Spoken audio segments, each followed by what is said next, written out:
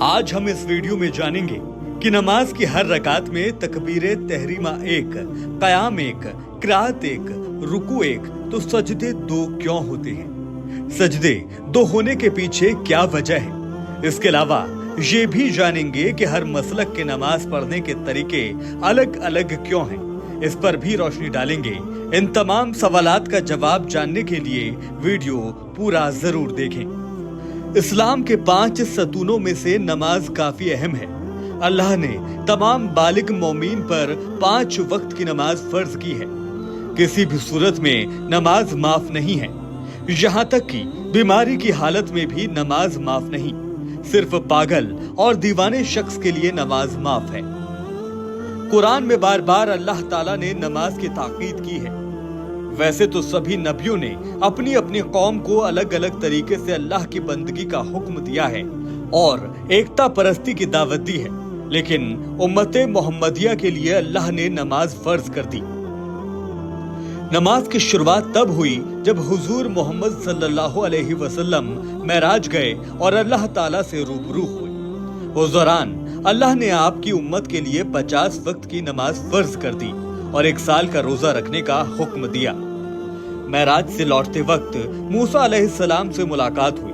मूसा अलैहिस्सलाम ने फरमाया, ये ज्यादा है, उसको आप कम करवा दो।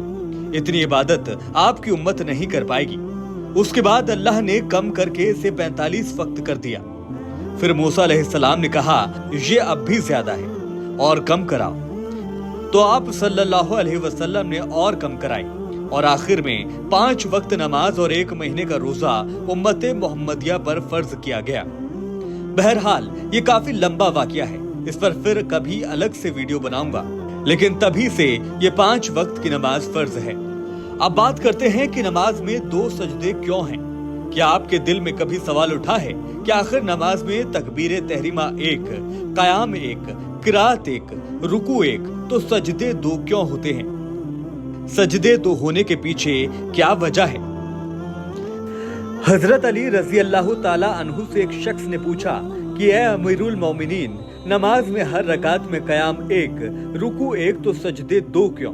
तो हजरत अली ने फरमाया, ऐ शख्स, अल्लाह ने हर नमाज की हर रकात में 2 सजदे इसलिए वाजिब किए ताकि इंसान पहला सजदा करते हुए तस्लीम करे अल्लाह ने उसे मिट्टी से बनाया है, और दूसरा सजदा करते वक्त तस्लीम करे फीहा नुईदकुम, यानी उसे इसी मिट्टी में वापस जाना है।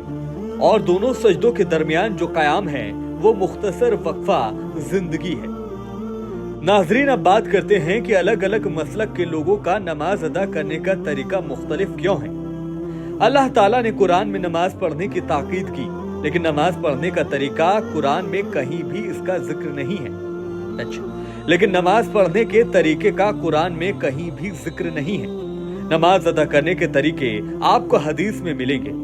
आकाए दो जहां मोहम्मद मुस्तफा सल्लल्लाहु अलैहि वसल्लम ने जिस तरीके से नमाज अदा की, उसी बुनियाद पर मुसलमान नमाज अदा करते हैं, क्योंकि हुजूर सल्लल्लाहु अलैहि वसल्लम ने उस वक्त के हालात के मद्देनजर अलग अलग तरीकों से नमाज अदा की, इसीलिए हदीसों में उसका जिक्र किया गया है। हदीस की बुनियाद पर चारों बड़े आइम्मा ने अलग अलग तरीके से नमाज अदा करने के तरीकों का जिक्र किया है। अबू हनीफा को मानने वाले हनफी के नमाज पढ़ने का तरीका अलग है, तो इमाम शाफी, इमाम हम्बल और इमाम मालिक के नजदीक नमाज अदा करने का तरीका मुख्तलिफ है।